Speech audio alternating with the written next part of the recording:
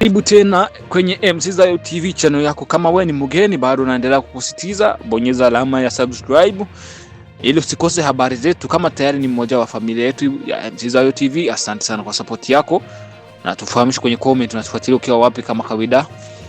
Na tukianza na tangazo la Murage TV ni kuwa jana walitoa habari walizopokea kutoka kwenye Radio Murage, zinasema kwamba jana na saa 4 makamanda wakuu watatu wanaodaiwa kuwa ni wa jeshi la Burundi waliowaua katika mapigano makali yaliyotokea katika eneo la Fizi wanatarajiwa kuzikwa.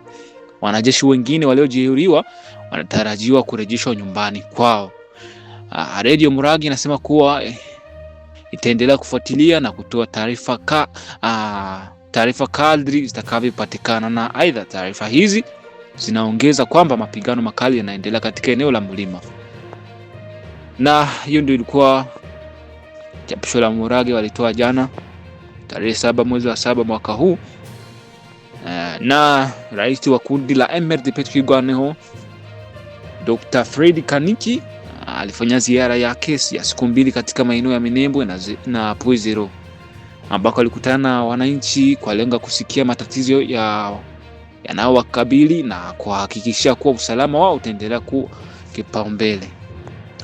Ziara hiyo imefanyika wakati mabadiliko makubwa yanaendelea kujitokeza kwenye mapigano katika milima ya Minembwe baada ya MRDP Twigwaneho na serikali ya FC23 kudhibiti maeneo kadhaa yakiwemo Mikenke, Bilalo Mbili, Rwitsanguku na Poizero.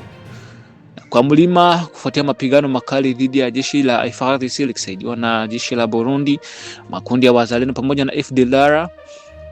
Katika ujumbe wake, Dr. Fred Kanika alisema kuwa lengo la ziara hiyo ilikuwa ni kuwakaribia wananchi na kufahamu changamoto zinazowakabili, hasa wale wanaodai kuathiriwa na mashambulizi yaliyotokea katika eneo hilo.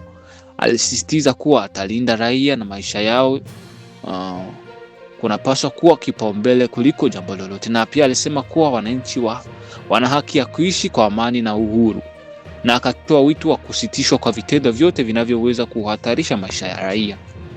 Kwa mujibu wa vyanzo vinavyokaribiana na MRDP Twigwaneho, mstari wa mbele wa vikosi vya FARDC kwa sasa vipo katika eneo la Mukela, huku eneo la kwa mlima likiwa chini ya udhibiti wa MRDP Twigwaneho na serikali ya M23.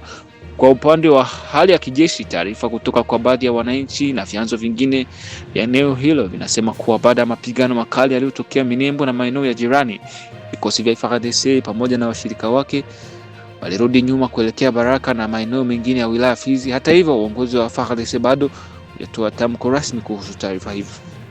Tangu MRDP Twigwaneho na serikali ya FC23 walipochukua udhibiti wa maeneo mengi ya mlima ya Minembwe, maisha katika maeneo yaliyo chini ya udhibiti wao yanaendelea kurejea katika hali ya kawaida, na kulingana na baadhi ya wakazi wa maeneo hayo, hasa wa jamii ya Banyamulenge, wanasema kuwa kwa sasa wana utulivu na usalama na wanaendelea na shughuli zao za kila siku kwa uhuru.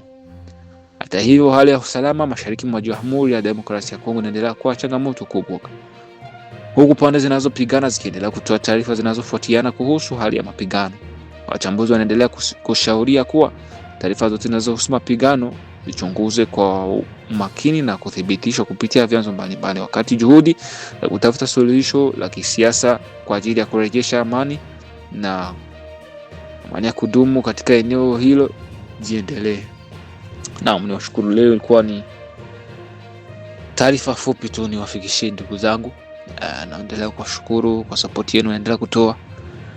Mungu aendelee kuwabariki sana. Na jana kulikuwa maandamano, lakini maandamano yasiokuwa makali ya nikumbukizi ya 77, nikumbukizi tu. Na jana chini Tanzania kulikuwa na wasiwasi, hakuna kazi zilizofanyika, lakini mambo ilikuwa shwari kabisa.